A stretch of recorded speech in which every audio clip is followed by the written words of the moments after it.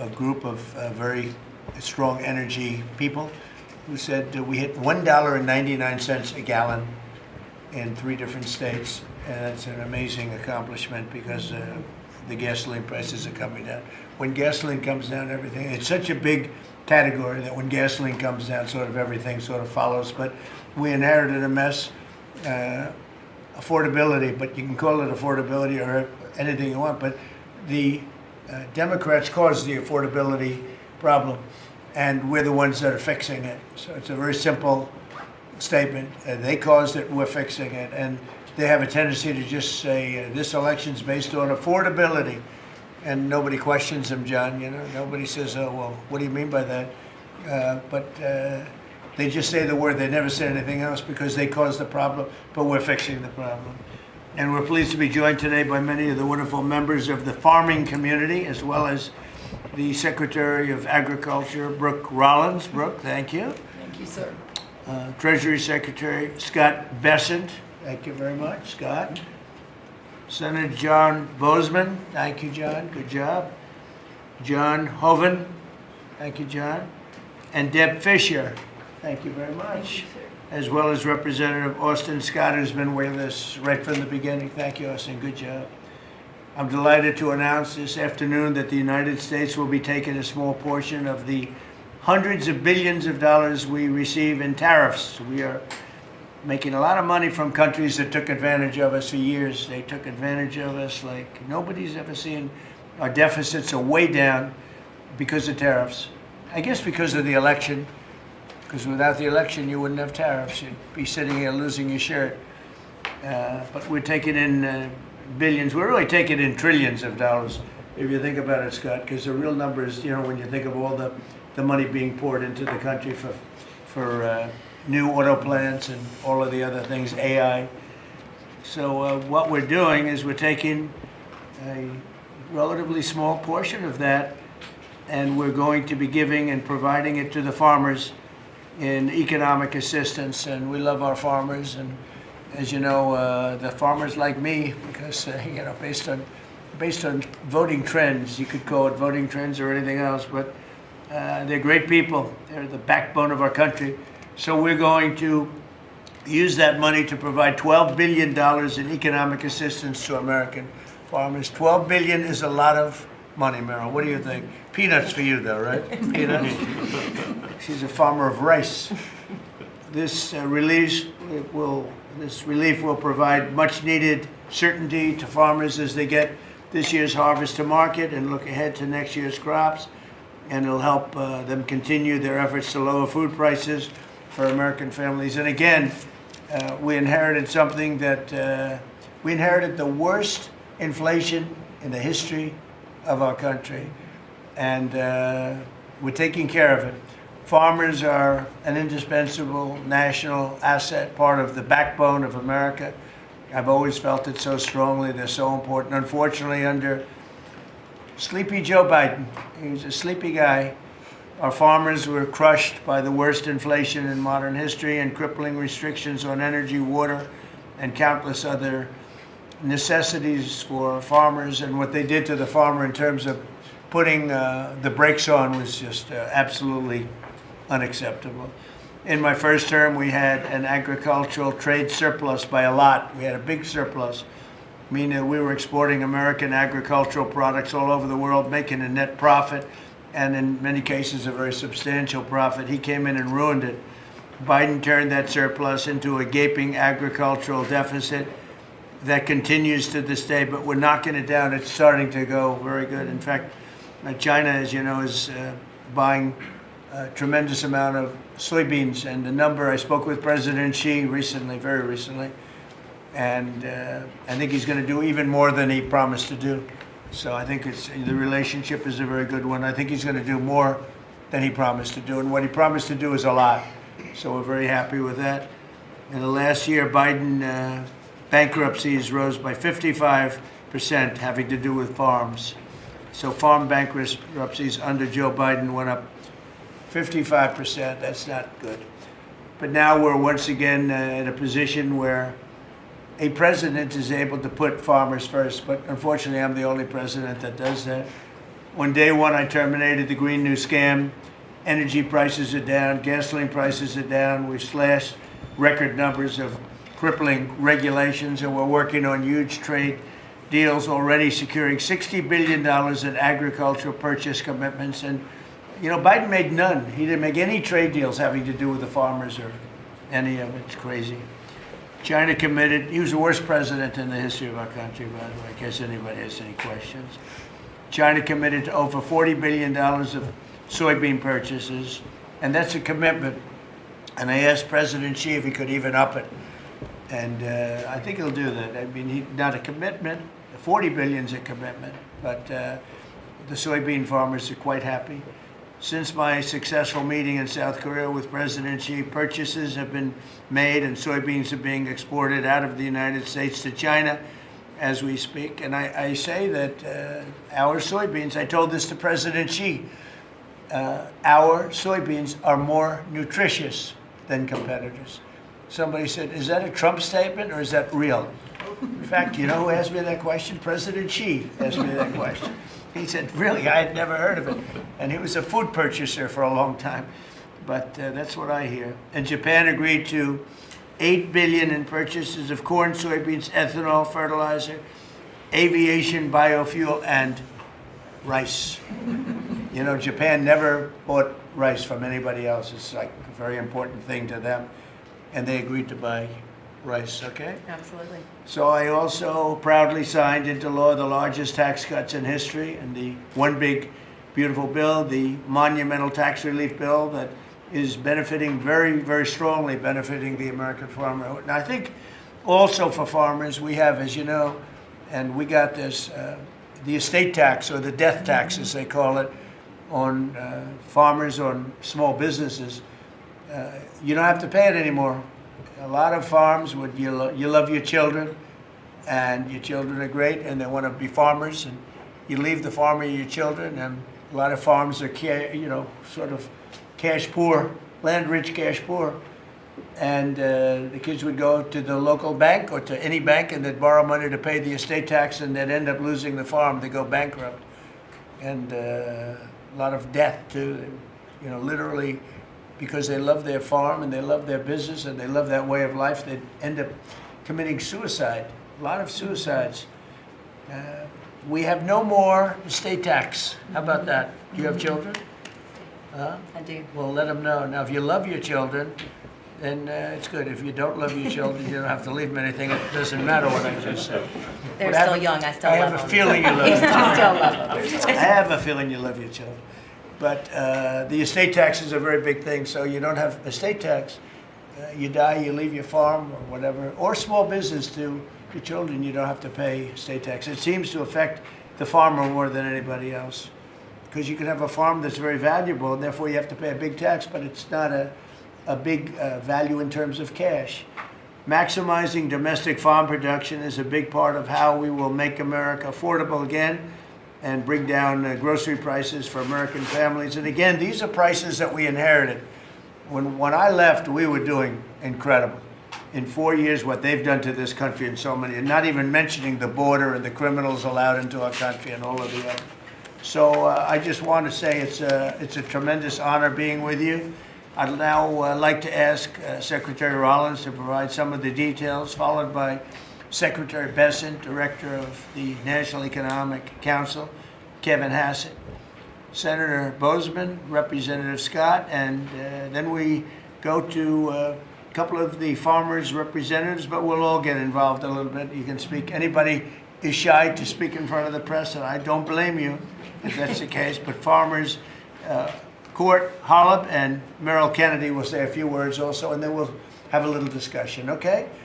Madam Secretary. Thank you to the greatest boss in the world for a long time now. It's just an honor to be here. I'm going to keep my comments very short because I really want to make sure that you and the world gets to hear from our farmers. So a couple of quick points. Number one, this country and our farm economy is facing a crisis that we inherited that most of these farmers have not seen in their lifetime.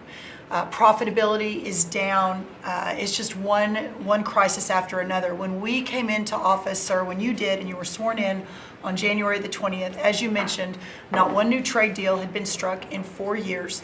The cost of inputs for our farmers, fertilizer up 36%, manual labor up 47%, interest rates up 73%. When you combine the cost of inputs for our farmers married to no new trade deals, and then you're facing an administration whose priorities were DEI, climate change, putting the farmer aside. I mean, it was an absolute war on agriculture and on our rural communities. That all changed on January 20th. So as, sir, we are working, and you have been just so resolute. I mean, these are our people. Rural America is the fabric of our country. This is the way of life that preserves the American dream for the next 250 years as we celebrate the first 250 years. So we began to go to work immediately. What these elected officials sitting across from us did with the One Big Beautiful Bill, with a lot of help and direction from you, was the largest investment in rural America in any of our lifetimes. We will begin to see that effectuated next year in 2026. As we have fought to bring input costs down, you have talked about, and even this weekend did an executive order, signed one, on looking into the reason that so much of these costs have been driven up over and over. Equipment, again, fertilizer, seed, et cetera, et cetera. We have to make sure we understand why that is. And then the continuing of the additional trade deals across the world. And no longer will America be held and beholden to the regime of other countries' tariff infrastructure. Instead, we are moving our products out across the world. Having said that, and we have been listening to the farmers for the last 10 months, 11 months, sir, that the bridge that is needed to get from the last administration and what basically happened under the last president and the last U.S. Department of Agriculture to this new golden age for farmers, where instead of farming for government checks, they can farm to feed their family and sell their products and pass it on to the next generation, that this bridge is absolutely necessary based on where we are right now. So as the president said, we are very pleased to announce that today we are going to be effectuating an $11 billion bridge payment to our farmers. The money will move by February 28th of 2026, but by the end of this month, so just in the next couple of weeks, every farmer that is able to apply for it will know exactly what that number looks like. So as you are going to your lender, as you are working to ensure and understanding what you can plant for next year, you will have that number in hand. And we will continue to talk to our farmers, continue to understand exactly what this looks like and what is necessary. The final thing I'll say is 12 billion. Well, we're holding $1 billion back. So today we are announcing $11 billion. We are holding $1 billion back just to ensure that we are covering. So today's announcement covers all of our row crops, but some specialty crops and others that we are still working with to best understand where they are in the farm economy and ensure that we're making every forward-moving position that we need to. And then finally, as we move to this new golden age for agriculture and for rural America, as we continue to fight for these farmers and ranchers, their way of life, and those that are represented here represent hundreds of thousands of farmers across this country. Just know that this president, I have never been around anyone who every time we talk, he asks, how are my farmers? Every single time. So we will never stop fighting. We will make sure that we're doing everything we can to ensure the next 250 years is just as bright, if not brighter, than the last. So thank you, sir. Brooke. Thank you. And this money would not be possible without tariffs. The tariffs are taking in, hundreds of billions of dollars, and we're giving some up to the farmers because they were mistreated by other countries for, I don't know, maybe right reasons, maybe wrong reasons. They weren't. They were trying to show us something, and it's really worked out really well. But because of the tariffs, this is possible. The other thing I'd like to add before going to Scott, and I think it's very important, we're going to also give the tractor companies, John Deere and all of the companies that make the equipment, we're going to take off a lot of the environmental restrictions that they have on machinery. It's ridiculous. I know because I buy a lot of that machinery for different things. We have a lot of big clubs with, hundreds, thousands of acres. And I buy a lot of stuff, and you buy it, it's got so much equipment on it for the environmental, it doesn't do anything, except it makes the equipment much more expensive and much more complicated to work, and it's not as good as the old days. And we're going to take a lot of that nonsense off of the equipment, which is going to reduce, and we're going to do it, and we're going to say you're going to reduce the prices. We're not going to do it and they're not going to reduce. They're going to have to reduce their prices because farming equipment has gotten too expensive. And a lot of the reason is because they put these environmental excesses on the equipment, which don't do a damn thing except make it complicated, make it That's right. impractical. And you really have to be, in many cases, you need about 185 IQ to turn on a lawnmower. Now, so we're going to take that off, that crap off that they put on Biden mostly, and we're going to take that off. So that's going to make that'll bring down the equipment prices That's a right. lot. That's right. And we're going to do that immediately. You're going to work with Lee Zeldin, who's not here, he's doing a fantastic job, and Lee is going to work that out. And that would be most of it. It's crazy. The machines, they're always under repair because they're so complicated that you can't fix them. The old days you used to fix it yourself. Now you can't do that. You have to be a PhD from, let's say, MIT. Okay, so we're going to get that done. Scott, please go ahead. Good. Thank you, Mr. President. Thank you to the farmers to join us today. And I will tell all of you here that when either in person or when we are on a call with President Xi, the first thing the president asking for is more soybean purchases. That's right. We don't talk about geopolitics. We don't talk about trade. It's about soybean We purchases. don't even say hello. We immediately start. Soybean. true. We start with the soybean, please. Could you do a little? It's always could you do a little more? So, and I think President Xi has heard President Trump. This group represents an American way of life that has fed our nation and its spirit for hundreds of years. You are the caretakers of the most productive agricultural country on earth. You drive hundreds of billions of dollars in exports, support millions of jobs, and keep America's economy running strong.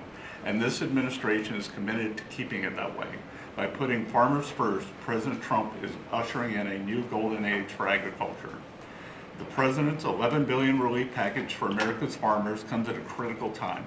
These direct payments will give producers the breathing room they need to market this year's harvest and plan for next season. This serves as a liquidity bridge during a period of adjustment, supporting the strongest agricultural sector in the world. Add this to President's success in reining in Biden-era inflation, thanks to the administration's pro-growth policies, input costs like fuel and fertilizer are easing, and credit conditions are improving, interest rates are coming down, helping farmers prepare for the next harvest. President Trump scored a massive victory for America's farmers when he secured an arrangement with President Xi in Busan to reopen China's markets to U.S. agricultural exports, especially soybeans, sorghum, and other commodities. Under this framework, China committed to purchase at least 12 million metric tons of U.S. soybeans this growing season, followed by a minimum of 25 million tons annually for the next 3 years. And it's not just China. At the President's direction, Treasury, USTR, and the Department of Commerce have secured supplemental purchases of U.S. agricultural goods in major trade agreements across the world to open new markets to America's farmers. The One Big Beautiful Bill also delivered transformative benefits for America's small farmers. It locked in full expensing for farm equipment and 100% expensing for farm structures built during the President's term. I believe Representative Scott and a group in the House, we were originally just going to do factories, and they called us and said, you need to do farm structures too, and the President said, we're all in. And it extended and enhanced much needed relief from the punishing death tax, giving family farms greater certainty as they plan for the next generation. Mr. President, thank you for putting America first by putting your farmers first. Through pro-growth, pro-farm agenda, you are ushering in a new golden age of American agriculture, and Treasury is proud to help in this.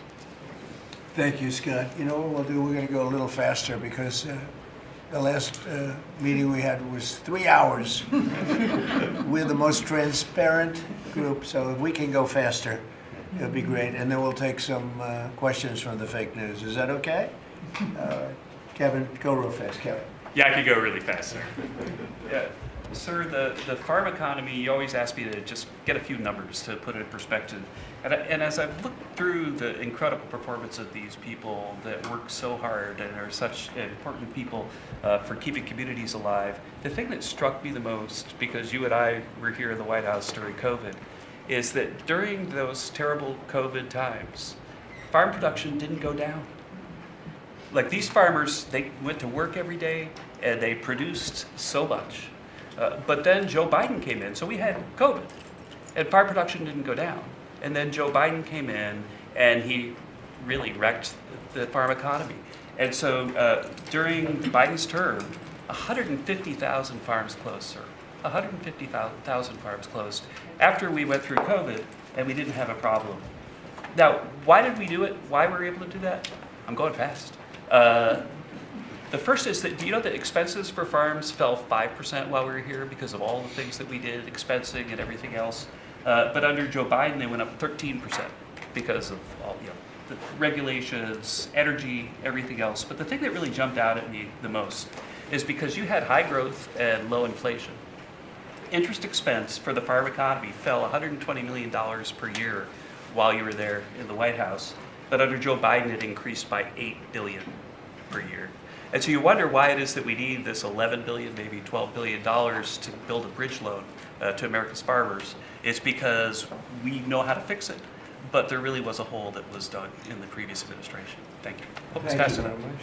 Good, that was quick. That's good. Appreciate it.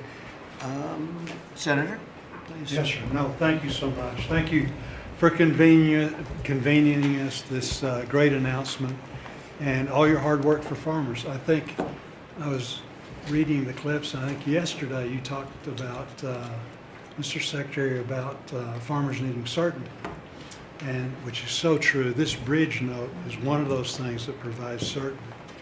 I also, as I was reading that, thought to myself, the one thing that farmers can be certain of is the fact that you've got their back, and you proved that through the years in the last administration and now this. I was giving a presentation to the Senate a while back, and I was talking about us having the cheapest, safest food supply of any place in the world. It's not just about the farmers in rural America. And so Marco Rubio was sitting by me prior to coming over here and becoming the great Secretary of State. But he punched me and said, "John, always remind him," he was head of the Committee on Intelligence. He punched me, he said, "Always remind them, food security is national security." So this is important for so many different reasons. And again, I appreciate you for recognizing that, not only now, but when you were campaigning in your first election, how you treated the farmers in your first administration, and now stepping up. So we look forward to helping you if we need some additional help, looking to Congress or whatever, we'll be there for you. So We're taking in so much money with the tariffs now that it's such a pleasure. Without it, we wouldn't be able to help you. We're making a country, we're the richest country in the world now. And, we have a big decision. Hopefully we're going to get the right decision. It's such a big thing in the Supreme Court right now. And we have a lot of bad people opposed to us, people that hate our country. Other countries are involved, some real sleazebags that I know, political sleazebags. And they're trying to take that away from us. And we have other methods, but they're not as powerful. They're not as quick.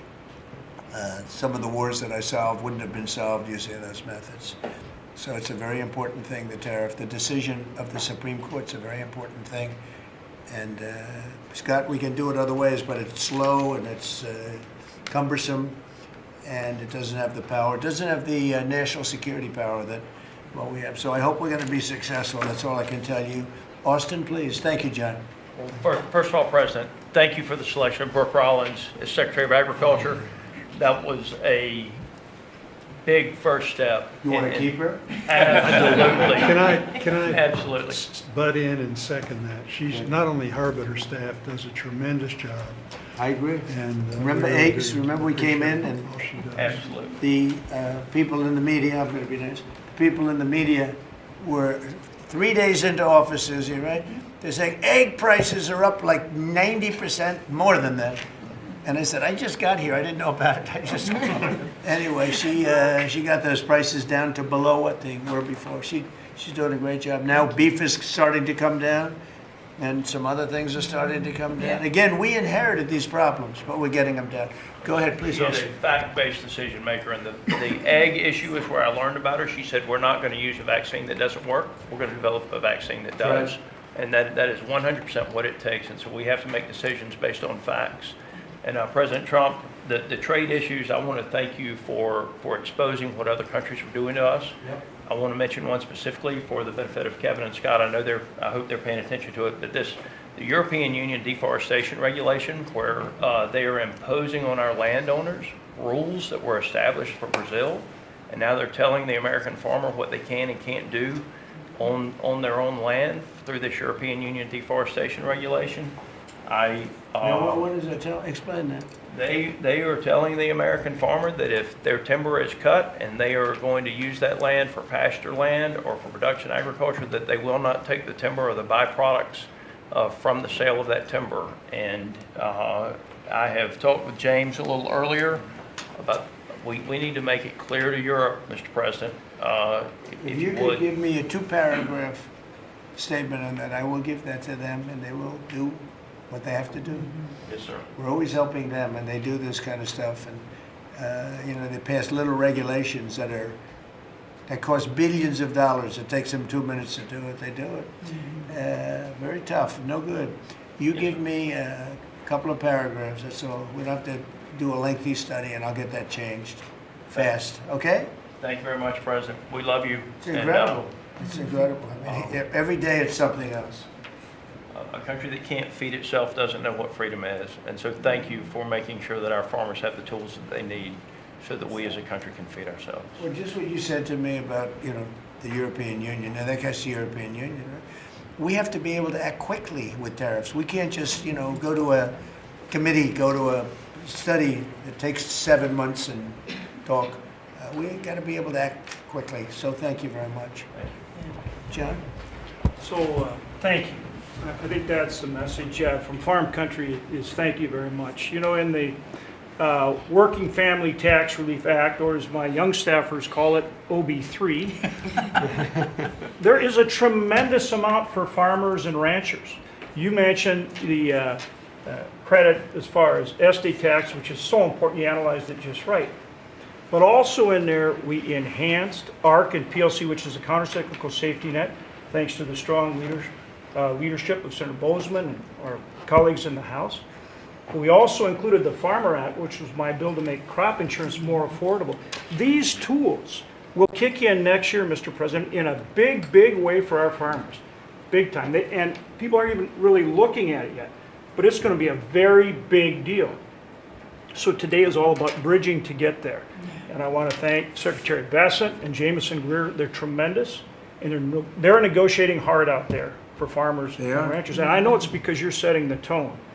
But this is that bridge. And so we need to come back to Secretary Rollins. Thank you. Your leadership on this was vital. And Mr. President, you're right, they love you in Farm Country out there. All you have to do is drive out and see the flags and the signs all over the fields. On the hay bales, right? It's a great honor. They're great people, the best people. This is really important. Really important for our farmers and ranchers. Thank you very much. You're doing a great job too, John. Thank you. And whatever we need, we get through the Senate, we get through the House, we'll get it done. I think we'll start maybe with Court Hollop, and you come from a place that I'm very happy with. I hail from the great state of Iowa. I'm surrounded here by some of the greatest farmers in the area and from across the country. Anything from rice farmers, we've got all sorts of cotton farmers, everything. Everything is here represented so well. And first off, from me, I want to say thank you for this bridge payment. It's Christmas early for farmers. And just to kind of have an icebreaker here for the story, I've got a 2-year-old little boy at home. 2-year-old little boy and a 4-month-old little girl. And the other day I was reading my little boy a story at night, putting him to bed, and he said, "Daddy, I don't want Santa Claus to come to our house for Christmas. I want President Trump. And I think, Mr. Trump, I think you brought Christmas to farmers. With this bridge payment, we'll be able to farm another year, help us get by. It's such an honor to be here with you. I lost my grandfather and a hired hand in 2002 in a farming accident. And he instilled in me at an early age to love the land, to take pride in what we do. Was that a machine accident? It was a machine accident. And it gets in your blood to farm. It's in our blood. Despite what happened, I want my 2-year-old to farm. I want my 4-month-old daughter to have an opportunity. And what you're doing here in DC is working. You have a backbone to stand up to other countries for trade. You're getting things done. Tax provisions. I'll be able to potentially pass on a farm to my children because of you. Ethanol. You're working for ethanol. Trying to get E15 year-round. We're dealing with California, Prop 12. Let's continue to work on that. I think we can have a lot of domestic product used here in the country, and we can keep America first, and you're good at that. That is who you are, and if we keep that E15, you could have the biggest... E15 is a big deal? E15 is a great deal, year-round. Okay. You could have the biggest stamp. I did that. Trump did that, and we would thank you. Farmers would love you more than anything if we could continue that. Continue to use domestic product, use the byproducts, and even be able to export to other countries. And so what you've done here, and just having us here in the White House with you, sitting beside the Secretary and all these other great individuals here, what a true honor. And I will take pride in this meeting, and I will take this home for many generations to come. And because of what you're doing, hopefully them generations can stay on the whole Bland farm. Well, we're going to bring you into the Oval Office when we're finished, okay? The farmers, nobody else, just the farmers. And we'll take some pictures. Our representatives also. We have to let them, because they're doing a great job, John and Austin. We appreciate it. You're doing a great job. Meryl, go ahead, please. Tell us about rice. Rice. Well, thank you, first of all, for inviting me here. And my friend, the secretary, you have an incredible lady right here. She really is. Along with being a mother of 3 and a wife, I run my family's agribusiness, Kennedy Rice Mill, in a little town called Merage, Louisiana, about 1,000 people in the northern part of the state. We employ around 150 people taking rice from the field to a finished product, supplying some of the largest food companies that many of you would know here domestically, but also abroad.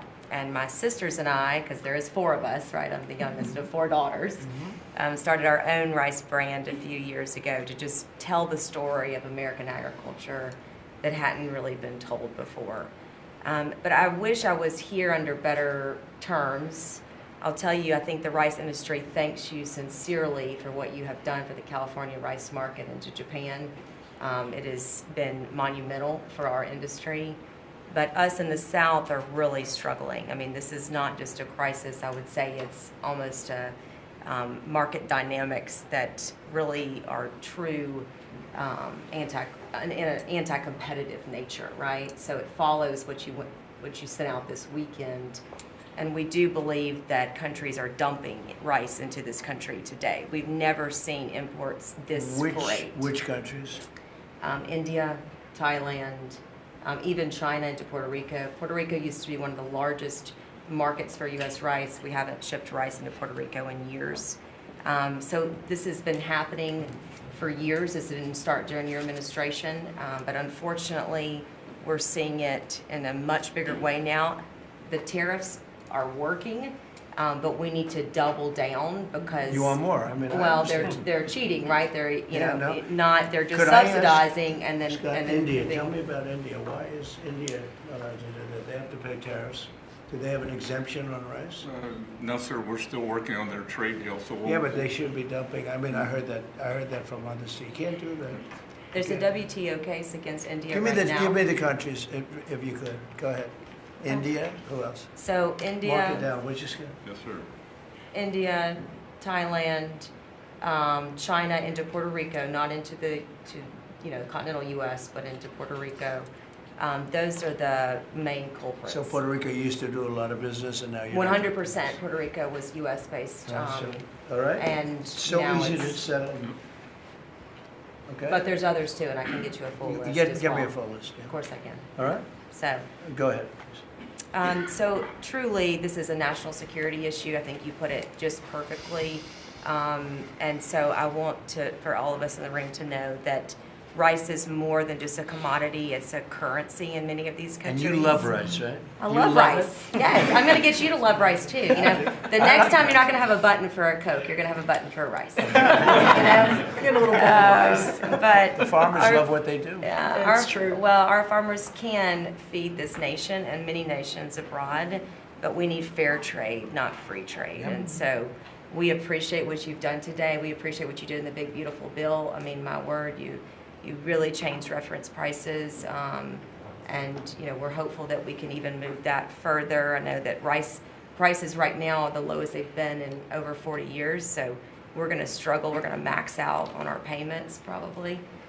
So that's something that I know those in Congress can potentially help us with to change.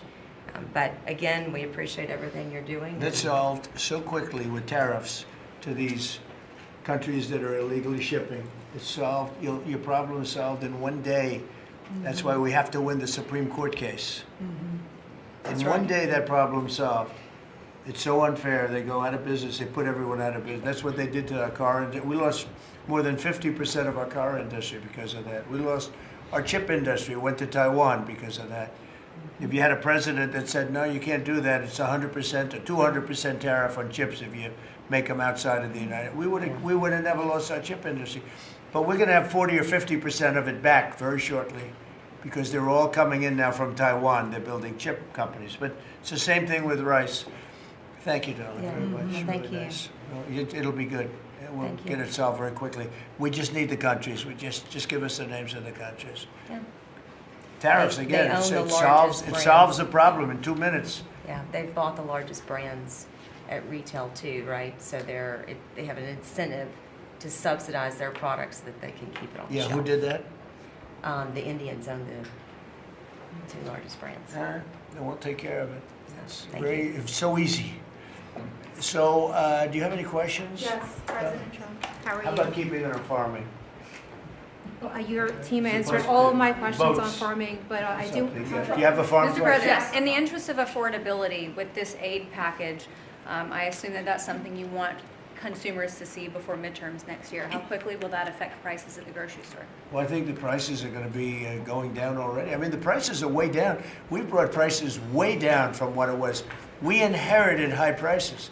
We inherited the biggest inflation in the history of our country. That means prices going up. And we brought it down very substantially. Now inflation is essentially gone. We have it normalized, and it'll go down even a little bit further. You don't want it to be deflation either. You have to be careful. But we brought it way down. We had inflation that was the highest in the history of our country.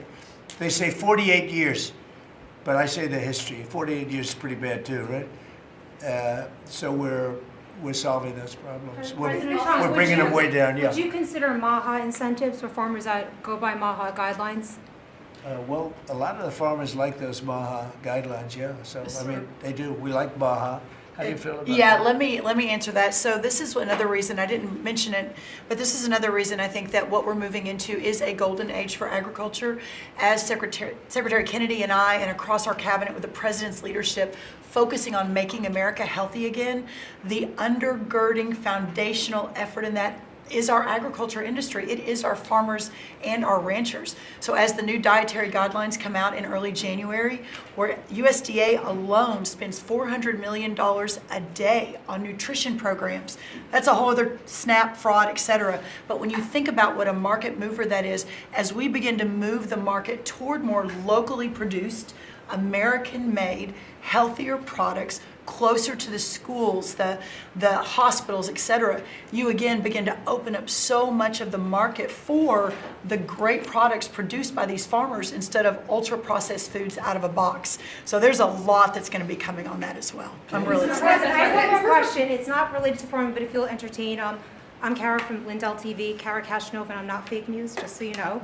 And everybody's talking about the pipe bomber over the weekend, the suspect that was taken into custody. I reported on Biden's kangaroo court for 4 years, and this is an important question to me. Everyone knows that J6 was a Fed's direction to set you and your supporters up. So my question is, what's your gut instinct about the new pipe bomber suspect taken into custody? Does your instinct tell you that he acted alone? And also, Mr. President, how do you feel about the lead prosecutor on the pipe bomber case? Jocelyn Ballantine is the same prosecutor that allegedly asked the J6er to lie to frame you for J6 when you did nothing wrong. What are your thoughts? Well, thank you. I really appreciate that question. It's sort of a statement, and I appreciate it very much. Jocelyn is being looked at. They all have to be looked at. What they're doing is so bad. This was a whole Democrat hoax. The whole thing was a Democrat hoax, and it's all being looked at. I appreciate Is that. this the final aid package, Mr. President, or is more expected? Is this the final aid package, farm aid It package? depends on where we go. China's buying a lot. Other countries are buying a lot. And, you know, the interesting thing about the farm, they don't want aid. They want to just have a level playing field. No, please. I've seen that more with farmers than anybody else, any other industry, right, Deb? Right. We've seen it more with farmers where I've had meetings like this, and primarily in the first term, and we did a great job. We turned it around. This is going to be the golden age. But the farmers don't want aid. They want to have a level playing field, because if they have a level playing field, they'll do better than anybody else. They're better than anybody else. Our product is incredible. Our machinery is incredible, right? I mean, we do have the best machines. It's a very big statement I made, though. The environmental excess that we have put onto our tractors and all of our machinery.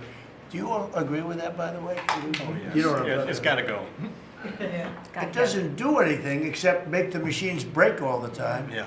And I must say, I like to buy old machinery. I said, buy old, Yes. because it's better. The new stuff is terrible. It never works. Never works. Mr. President, you said that you would have no, Yeah, listen to Mr. this. President, you said you would have no problem with releasing the full video of that strike on September 2nd off the coast of Venezuela. Secretary Hegseth I now didn't say says, that. You said that. I didn't say that. This is ABC fake news. you said that you would have no problem releasing the full bit. Okay, well, Secretary No, Hegseth, whatever Hegseth wants to do is okay with me. he now says it's under review. Are you ordering the secretary to release that full video? Whatever he decides is okay with me. So every boat we knock out of the water, every boat, we save 25,000 American lives. That was a boat loaded up with drugs. I saw the video. They were trying to turn the boat back to where it could float.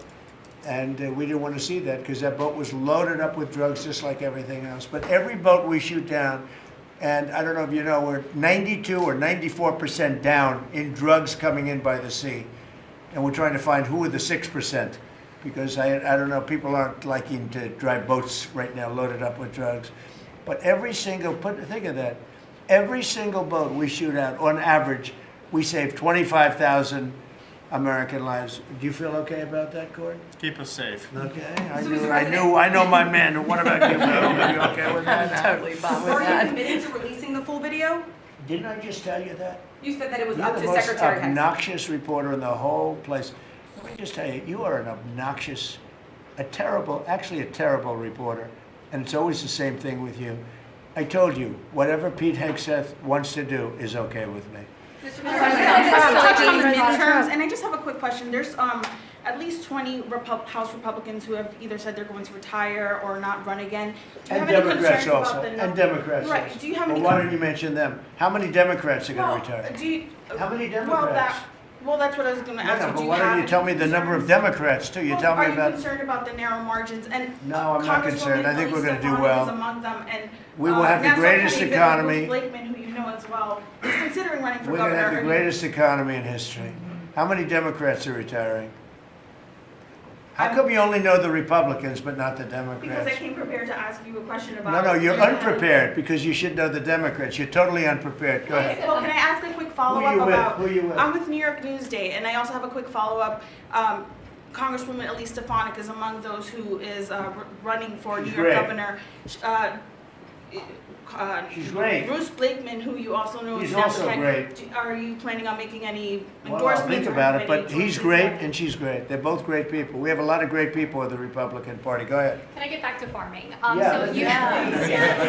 So you talked about the profitability issue, the machinery playing a role in that. I know Right. fertilizer plays another role in that. A Right. lot of that, the way I understand it, it comes in from Canada, different countries like that. What are we doing to bolster domestic fertilizer production to help make that more affordable? And then I think that will Well, transition one down of the pipe. things, a lot of it does come in from Canada.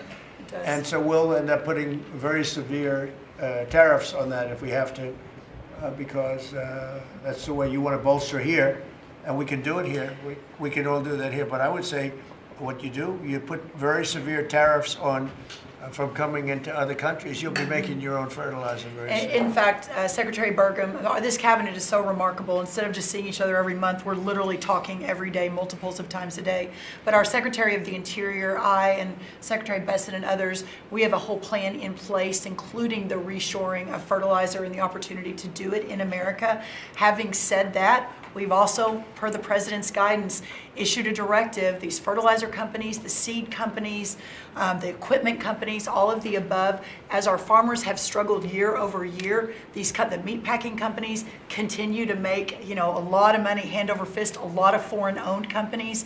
So that's why the President has been very unequivocal in saying we got to figure out why all these input costs are skyrocketing and all of our farmers are struggling, which we're going to do. So That is a when they great take- question and When very they take like important. fertilizer out of the country, all of a sudden we don't do it anymore. Then they start charging and sending it, very high prices from other countries, whether it's Canada or somebody else. We're not going to let that happen. Okay? Mr. President, on the quality of foreign produce, you spoke about soybeans and how the quality here in the United States obviously is a lot better. That's what I've heard. Yeah, is the default of this administration, because that's an issue I understand with root vegetables, citrus as well. Is the default of this administration that even if it's a little bit more expensive homegrown, you will choose homegrown over cheaper produce abroad? I like homegrown. Some things we can't grow because we don't have the heat. There are some things, little delicacies, or maybe not such delicacies, but they grow better in warmer climates, very warm climates actually. But for the most part, I like homegrown. Mr. President, thank you. One on this announcement and then one on foreign policy, if I may. Are you open to tapping into tariff revenue again, should farmers find they need additional relief to get to that level? Yeah. If we're going to make the farmers so strong, and I'm not even talking about financially, because they just want to be able to produce what they can produce, and we're going to make them so strong that it will be indeed a golden age for farmers. And then on Russia and We had it going in the first administration, and then Biden came in and ruined everything. They had no idea what they would. They did. I mean, I think they hated the farmer. I love the farmer. That's why I got 94% of the vote from the farmers. But they hated the farmers. I love the farmers. Go ahead. And then on Russia and Ukraine, obviously your administration has been having talks with each side. Given that there is no peace deal at this point, will your administration stay engaged in those talks to effort a peace deal? We just want to see people stop from being killed. We don't, as you know, Joe Biden gave them $350 billion. You know what I gave them? Nothing. I did give them javelins at the beginning and knocked out a hell of a lot of attacks. But and Obama gave sheets. Remember, Obama gave sheets and I gave javelins. But no, we have a great situation going over there, except for one problem. You got a lot of people dying, and I want to see that stop. So you have mostly Ukrainian soldiers and Russian soldiers. Last month, 27,000 soldiers died, mostly soldiers. A few people from the dropping of a missile in the middle of Kiev or wherever, which is a terrible thing. But mostly soldiers. 27,000 soldiers died last month. That's what I want to see stop. We, as you know, we now sell equipment to NATO at full price, and NATO takes that equipment and probably gives it to Ukraine. I guess they could give it to others too, but for the most part, give it to Ukraine. And they're working with Ukraine and in terms of distribution of equipment, missiles, etc. But we aren't spending money. What we are doing is spending time on a humane basis. We want to see if we can stop the killing of 27. It would have never happened. This war would have never happened if the election weren't rigged. If I were president, this war would have never happened. President Trump, Trump, to your question, deal that if you could you talk pick a lot about anything. the soybean purchases. Say it. You talked a lot, obviously, about China's Yeah. soybean purchases. Some lawmakers from North and South Carolina have raised concern that U.S. tobacco farmers were told that China would not purchase flu-cured tobacco this year. Has that come up in your conversations No, I at all? haven't heard that, but we're doing well. The tobacco people, because of the deals I made, they're doing very well. But that could be, if it's the case, I can get it solved very quickly. Do you know, President Trump, let us know how you settled on this 12 billion or 11 billion plus one more billion dollar figure? We looked at how they were hurt, to what extent they were hurt. We did a very, steady progression of charts, and we figured out a very exact number, and it was about $12 billion. Okay. President Trump, if you had one Christmas wish for America besides making American farmers great again, what would it be? I would say very simply, I go by a statement when people ask that question. Remember that question was asked to Ted Kennedy, and they said, "Well, what are you going to do to make America great?" And he couldn't answer the question. I have a very simple: we're going to make America greater than ever before, and we're going to do it through a series of tariffs, intelligent taxes, and incentives. And our country has never been stronger. We've never had anything like coming in. We have $18 trillion coming into our country right now. There's never been anything like it. And if you ask me that, I'll say I just want to keep doing what I'm doing because there's never been anything like that happen. Do you support The biggest number ever in history was $2 trillion, and we're at $18 trillion. This is money pouring into our country on building car plants, on building AI plants. We just want to keep doing exactly what we're doing because nothing like this has ever happened in the history of the world, not just our country. There's never been, Scott, would you say that's right? There's never been anything like the investments coming into America. So this is President, do you a record year. Record year. Do you support the Paramount deal, sir? On healthcare, Mr. President, 22 million Americans are expected to see their healthcare insurance premiums start to rise by the beginning of next year. You're talking about because Obamacare is so bad? Yes, well, sir, because the Obamacare subsidies are expiring. Are you going to do That's any? because Obamacare is so bad. What is the Republican plan? Are you going to let that happen on your watch? What I'm going to do is, if the Democrats go along with it, which they don't want to because they want to make the insurance companies very rich, okay? I want the money to be paid to the people to go out and buy their own health care instead of paying to the insurance companies. Their stock has gone up 1,700% in a short period of time. Did you know that? 1,700. You wish your corn went up, right? But the insurance companies' stock has gone up by 1,700%, 1,800%. They're taking in trillions of dollars. I don't want to pay the insurance companies anything. And I know a lot of them, but they're owned by the Democrats. And the Democrats have, Obamacare is a setup to make insurance companies rich. And I want to pay the people, and I want the people to go out and buy their own health care. And that's what we want to do, and that's what the Republicans want to do, because Obamacare is a disaster. And I said it 5 years ago, 4 years ago, 3 years ago. It was always a disaster. It's bad health care that's too expensive for people. And now your premiums, and you said it better than I said it. You said the Obamacare premiums are going to go up. They're going way up. And what I want to do is have the money. And you know who's getting that money? A lot of it is the insurance companies. I want the people to get the money and go out and buy their own health care. And everybody wants that, right? Okay. When Mr. President put that bill on the floor, sir. Do you have any reaction on the fine that was imposed to X by the European For Union? what? To X, to the platform X, the fine Wow, that the that European was Union pretty amazing. You're talking about, is that European Union or is it, who did that? European Union or UK? Yeah, the European Commission. Whoa, that's a nasty one. Do I you don't consider it an know. attack? Elon has not called me to ask for help on that one. But no, it's a tough thing.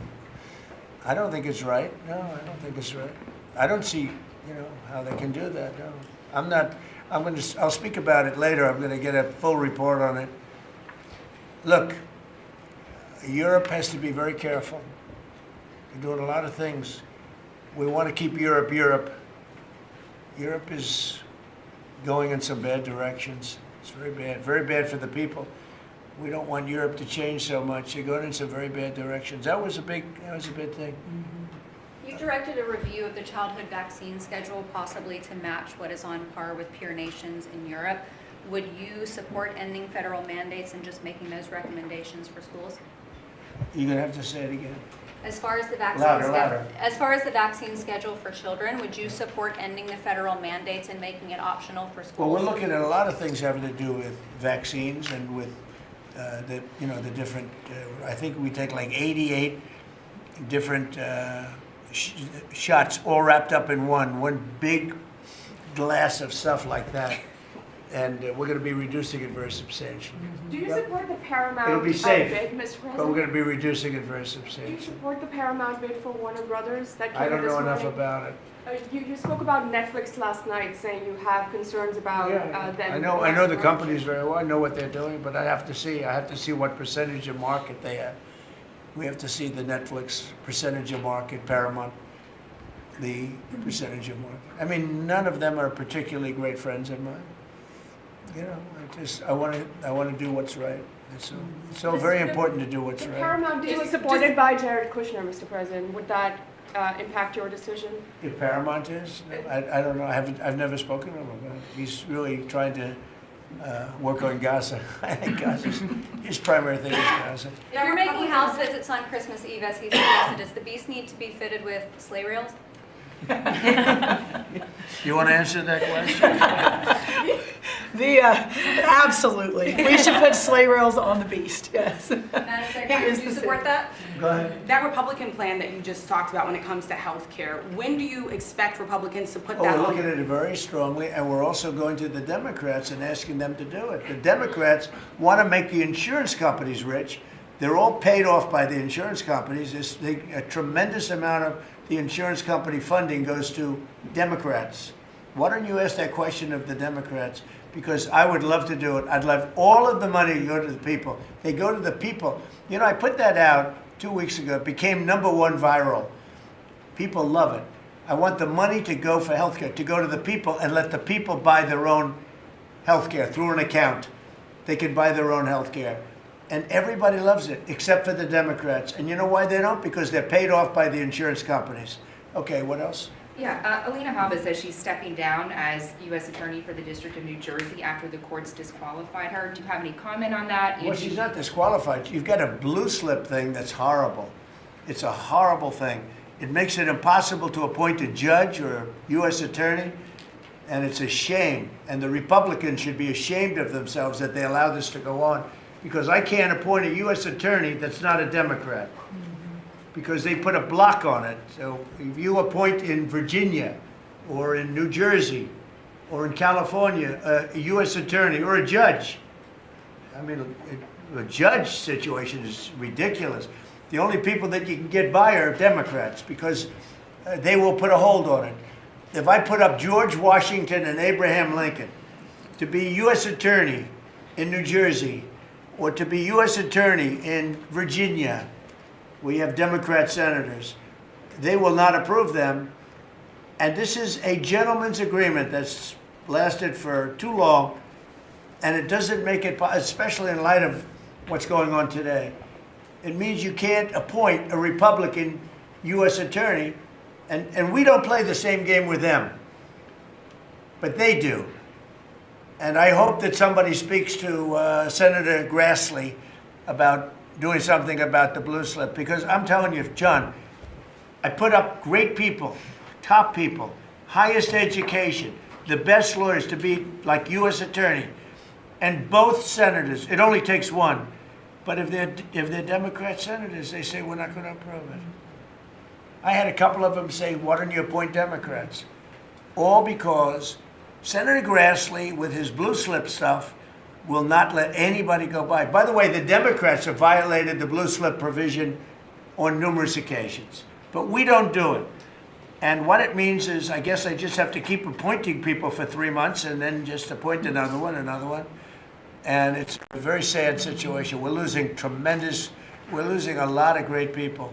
We have about 7 U.S. attorneys who are not going to be able to keep their jobs much longer because of the blue slip. Because unless, I think I know why they did that, to protect their ass. Okay, that's why they did that. But it should be done away with. I want to be able to appoint the most highly educated, the most respected people. They can't keep their jobs because of the blue slips. Terrible. Okay, thank you very much, everybody. Thank you. The farmers, let's come into the Oval Office, all right? Deb, come on. We're going to go into the Oval Office. You're going to see what a real office is. Keep your little... Thank you, press. Let's go, let's go. Keep Thank these. you. I keep them. Tyler. Keep going. Thank you, press. Hey, Tyler. Thank you. Thank you, press. Let's go. Let's go. Thank you. Thank you, press. Keep going. Keep going. I know. Thank you. Hey, Deb, you Thank you, be press. with me at Blue Slip. You know I cannot appoint